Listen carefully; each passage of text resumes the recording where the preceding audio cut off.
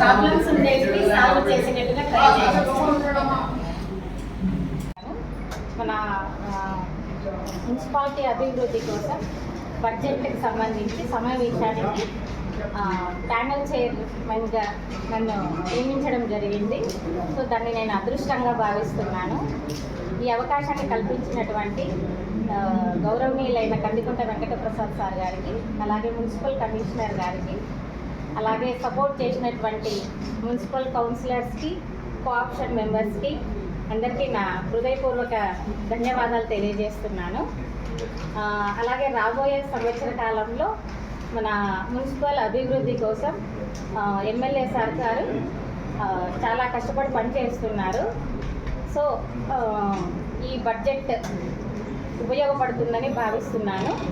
అలాగే ప్రతి ఒక్కరు అధికారులు, మున్సిపల్ కౌన్సిలర్లు అందరూ సమన్వయంగా పనిచేసి మన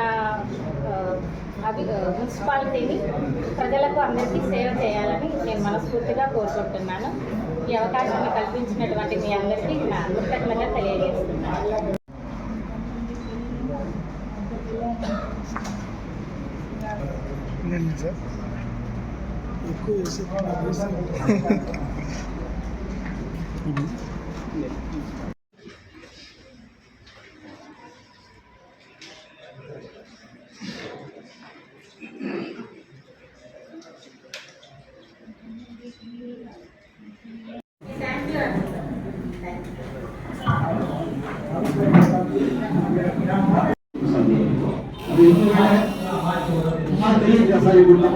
ఆన్సర్ ఇచ్చిన తర్వాత మాకు తెలిసింది. మీకు కంప్లైంట్ చేశాను నేను, మీరు పోయారు చూసుకున్నారు, ఏం మాట్లాడుతున్నారు, మళ్ళీ కంటిన్యూ చేసేసారు. చెప్పద్దండి అన్నమాట. కరెక్ట్గా చెప్పండి నాకు.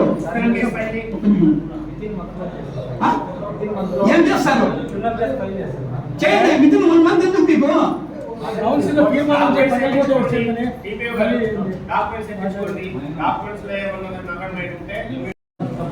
అటువంటి రైతు బజార్లో ఇది 2 రైతు బజార్లోనే ఆయన షెడ్ వేసేసి ఇబ్బంది పెట్టుకున్నారని చెప్పి 8 సార్లు చెప్పినాను. షెడ్ పీకేమని చెప్పి అది కూడా ఇప్పుడు చేయలేదు. మీరు ఆ షెడ్ కూడా పీకేయండి. ఫస్ట్ చేయండి, పని చెప్పిన పని చేయండి.